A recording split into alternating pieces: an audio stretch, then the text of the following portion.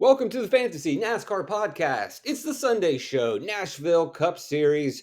Here are my quick thoughts. We'll run through the starting grid. I'll get you in, get you out of here, and let you enjoy your day. Denny Hamlin starting on the pole, been strong at the concrete tracks in the next-gen car, continuing that trend. First thing I want to make sure that you know, Session B of practice, the track was slower, so don't overreact to drivers having slower speeds, and don't overreact to guys being a lot faster than they appear, like Ty Gibbs in Session A. Probably not that fast. Hamlin, not that slow. Also, another note is that when you practice in Session A, then you go out later on for qualifying. Sometimes the track changes and you qualify a lot worse than what you should have. All right, Denny Hamlin, we're just going to go ahead and jam him in. Nashville, single groove, lap turner. Maybe you can make some gains on restarts, but it's hard to pass the leader on a restart. Maybe you make some gains on pit road, but it's going to be hard to pass the fastest pit crew with the number one pit stall. Jam him in. Josh Berry, probably not going to get there. Not from me. Christopher Bell, next guy. Yeah, even if he doesn't lead a bunch of laps, which he very well could, the way that he is running recently, he's been good in Nashville in the past, probably faster than his practice speed show, but he's got track position. He'll have a good pit stall.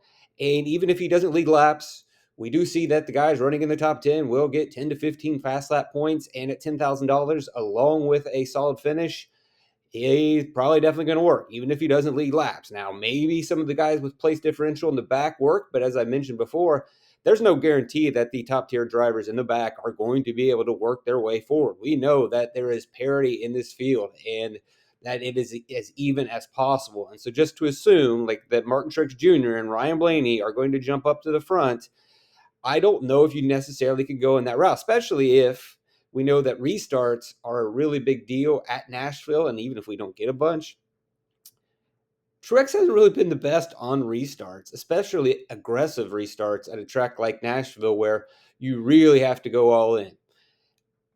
You want Chase place differential? That's fine. I like Bell. I also like Larson for the same situation. They are very affordable at their price. They're going to be up front all day. They're going to get fast laps, and they have a very good opportunity of leading laps in that position. And the same can be said for Brad Keselowski. I know recent memory because we've got Iowa, New Hampshire, or whatever races, but if you go back to the intermediate tracks from recent memory, you're going to see that the hog points are there for these guys. These next group of drivers that I'm going to say we should consider, like Brad Keselowski and Tyler Reddick. I know it's been a while since they've really been completely on our radar, but we look at the intermediate tracks where Chris Keselowski finished first, second, and third, and then the circuit kind of changed, and we were going to different tracks and new tracks and whatnot. Tyler Reddick has done a lot of damage at intermediate tracks. I know it's hard to trust him, but he's up front. He has the position. I like him. Sorry. Now, I don't necessarily like Byron. And one of the reasons why I'm not as bullish on Byron is when I look at the laps, it just looks like they missed it. They come in and they make these short runs. And by the time they maybe fix it, the tires are old. So he doesn't really show as much speed. But I like seeing guys that go out and pretty much seem to have nailed it early on and know what they're doing, or maybe have a better idea. Or maybe I'm just being too hard on Byron, but I feel like they missed a little bit. Ultimately, they got the setup right because they were able to qualify 8th. But when I compare Byron at this price to these other drivers with a little bit better track position, I would lean in that direction. Keselowski and Reddick are just so much cheaper that it's easier for me to talk myself into them. And if I'm going to talk myself into Brad Keselowski and how well he has run at the intermediate tracks of late, then the same can be said of Buescher. Again, a Group B driver that's probably a little bit faster than the practice speed show. And it looks like RFK has speed. So those are definitely drivers that I would like to get to. If I'm rostering 2 of the 10K guys, I can very likely get to the 8K guys. If I try to jam in all 3, then that's going to lock me out of Keselowski, Reddick, and Buescher. And, when you do the math at the end of this race, they're probably going to be better point per dollar plays and build a better lineup. Not on Cindric. Can't do it. Can't do either of the Austins. I don't know how Austin Dillon was able to qualify where he was. I'm still not buying in on Austin Cindric. Also, you've got the Group A, a little bit of an inflation there. So Alex Bowman wasn't crazy about his car in practice. I think kind of the same situation as Byron. They just kind of missed the setup early on. They got it dialed in enough to get to their 12th in qualifying. Chase Elliott, same thing. Was really expecting more. Obviously, the Group B is going to show a little bit lower, and you're going to see the same situation with Elliott with his practice sessions. If we pull it up on the raw side, let me sort it by starting position. And then we'll pull up Elliott and look at, is this Elliott right here? Yes, it is Elliott. And we can look and see the different segments where he goes in and comes out. I guess he did put together a pretty lengthy run. Maybe he did.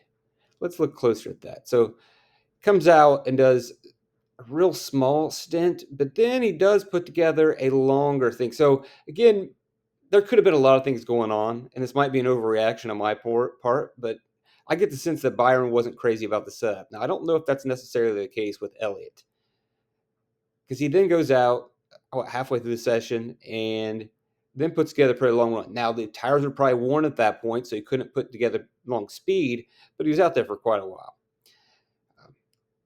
Worth considering. Michael McDowell could be able to stay up there all day, just not crazy about it. And I always hate playing. For whatever reason, though, I am kind of tempted to go with Hocevar, who I think could hang on. The Spire cars were actually halfway decent, and he's much more affordable at 6,100. Call me crazy, but I like going to Hocevar more than I do Michael McDowell. We'll see how that plays out for me. But there's not a lot of value on the board. And he gives me a lot of savings. And if track position means everything, he may just default because no one else is able to score that many points at the 6,100 range. He might go backwards a little bit and still end up being a better point per dollar play than the other values. May not even hit 5x. I'm not going to go with Gregson. I talked earlier about Truex and Blaney. The speed is likely there with Truex. And we did see him run really well at this track last season. Nearly won the race if it wasn't for Ross Chastain just being a god. I worry about restarts, but if we don't get a lot of restarts because it's a lap turner and we just run green, that is kind of a Martin Truex. That's not kind of. That is a Martin Truex Jr. race, and that is a way that we could see passing happening on long runs. He definitely has the car. Qualified poorly.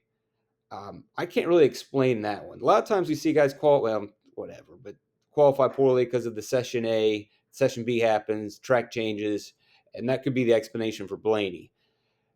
I get a feeling that these are probably a little inflated, and we can say the same for Ross Chastain, but I believe they're also pretty good. And then their qualifying was hurt just because the track was different at that time. I'm probably not getting the Blaney. I might try to get to Truex, but if I want one of these two guys or two of these drivers, and I also like the 8K guys, don't know if I can get to Martin. But I might be able to get to Ross Chastain. And one of the reasons why I like Ross is obviously he's been great at this racetrack, and Trackhouse wants to run well at Nashville. And I believe his qualifying doesn't really reflect what he has in this car. But if it comes down to aggressive restarts, find me someone who is more aggressive and who's going to really push the issue early in runs and make those track position gains that'll pay dividends later in the race. That's Ross. So for that reason and the savings, and probably going to get lower ownership. People were going to, Blaney's running really well. Truex is pretty good. JGR cars have been fast.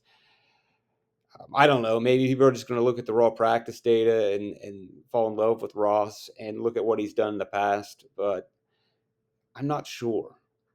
Corey LaJoie is another value play that, again, if this is going to be a lap turner and we're holding position and he's pretty much run around 20th all season, I can take that at 5,500. I'm more likely to go to Corey LaJoie before I go to Carson Hocevar because there's just more risk. And I don't know if Hocevar really has, I don't know if upside's the word, but is Hocevar a lock to finish better than LaJoie? No. Is he a lock to finish 3 or 4 positions better than LaJoie? I would say probably not for that either. I think they could pretty much, the Spire cars are going to run in the same spot. So I'm much more happy to take the guy that's not going to lose place differential as much. And the savings is there. Not on Priest. I really am starting to backtrack on Stenhouse. Again, he may be a little bit faster because he did go out in Group B. He has generally been a good concrete racetrack driver. And we have seen that when they give him a good car and he doesn't screw up, which is rare, he can be a top 15, even a top 10 driver. My initial thought was no, I don't want Priest, I don't want Stenhouse, but I'm kind of going back now and thinking about that. Warming up to Bubba Wallace again, you're going to see some inflated practice times, but if you do look at his practice run, which I like, is that he goes out there and stays out there. And I think that is very important. That tells me that they kind of got the setup right. Again, qualifying, session A, then session B happens, track's different, you miss it in qualifying. It happens. He's faster than that looks. But what I like from Bubba is that he goes out and you can see he just goes out and stays out. He doesn't bring it in and make a bunch of changes. He does do one at the very end, but that is a pretty lengthy run. That he is very happy with what they designed in the shop. And that tells me that maybe this team is a step ahead of the other teams. And that's one of the place differential guys I can chase. And it's definitely a lot cheaper of a place differential chase than Martin Truex Jr. at 9,800. Martin's going to need to run some fast laps. He's going to need to lead some laps. It's not good. Place differential alone, I don't think it's going to get the job done. If we're looking for place differential alone and a top 10, then Bubba's where I would rather go. I also believe that Ross, a little bit of savings, could also get some fast laps. Going down, no Burton for me. Logano, yeah, you got to consider him. I know it hasn't been the greatest last couple seasons, but starting 26, I know they struggled early on, but Penske has found some speed. And again, we've got the Group A situation where it probably qualified a lot worse than where he should have. And I don't mind chasing that place different. I mean, I would rather chase the place differential with Logano and Bubba than chase it with Truex and Blaney. Maybe Truex and Blaney can finish top 5, whereas these guys are more top 10, but they're also starting further back. Their prices are lower, and I don't really need them to run fast laps to pay off their price. Kyle Busch has burned me too many times. AJ's probably going to be the chalky, not probably, I would venture to guess that he is the most popular value play on the board because there just isn't a lot of value. Stenhouse might be that pivot away from AJ. Again, the practice time's probably a little inflated, not as fast, but Colleague has been good at this track in the past. Again, he probably qualified a lot worse than where he should have. He got the extra reps yesterday in the Xfinity race. He's run well at this track in the past. Obviously, finishing 10th last year. Won the Xfinity race last year, which he really shouldn't have. Lost it in 22 when he should have won. You like it. And there's a lot of reasons why he should be chalky. I guess if you can pay up to be different for Corey Heim, it is risky for me. Those are some pretty good practice times for that. And again, it shouldn't be a surprise. This is 2311 car, and 2311s had speed. And I think this is the perfect example of, all right, here is a Session B 2311. Here's a Session A 2311. I think I am kind of warming up to Corey Heim. God, he's a great truck racer. It's hard to trust the young kid against these experienced drivers and experienced teams, but he really did a great job filling in for Eric Jones. So, boy, I think if I can get there, that one, I can elevate that a little bit. Not interested in Riley. I'm not interested in Daniel Suarez. Really surprised. Do you expect Trackhouse to show up? They typically do, but honestly, we haven't seen Suarez run that well this season. And I have no problem not playing him. Todd, again, you get Session A, goes out in qualifying, doesn't quite work. Speeds are probably slightly inflated. But 6,700, he's starting in the back. He's generally been a top 20 driver. Yeah, he's going to be in play as well. So AJ, Corey, Todd. I like AJ based on actual information. Heim, there's a lot of questions and unknowns and uncertainty. Gilliland, we pretty much know what to expect from him. You're getting him starting further back. He's not that much more expensive. I'm fine. Haley's going to be tough. He's got himself dug in a hole to start this race, so I'm probably not going to flirt around with that. Eric Jones is lamented this week and past weeks. They just don't have speed. And once again, it showed up. Look, this is Session A, and he wasn't fast. The Legacy Motor Club just does not have the cars. They don't have the cars. And that is a concern. And if I'm chasing in the back where it's not going to be easy to pass, you're not just going to waltz your way forward. You're going to need something. And I know Eric Jones wills this car a lot further than where it deserves to finish a lot of times. This is going to be a hard track to do that at. And he has done it in the past with these finishes. but I just don't see it happening today. It's fine. He's in that same price range, but I like AJ. I'm warming up to Heim, who I think will get lower ownership because price wise, it's much tougher to play him than Gilly and Jones. So maybe you go with a little bit of Heim time. No Zane for me, no Hemrick for me, no Fincham for me. So value wise, I really need to explore further if I want to go into Jones. I just don't like the cars. I do like Todd Gilliland's car. AJ's is okay. It's good enough. I like what Colleague has done in the past. Heim probably has the best ride of all of them, if I can get there. And if that's going to be the separating factor in this lap turner. But I like what AJ's done. Now, Stenhouse is coming back in my mind because it is risky, and people are going to go back to these back guys. So if you want to differentiate, maybe Stenhouse is going to be the guy. I like Chase in place differential with Bubba and Logano. I'm sure this Truex Blaney hot take is going to burn me, but in this crew, I prefer Chastain. And from the front, I think it's just going to be the Hamlin Bell Larson show. Hamlin is the main dude.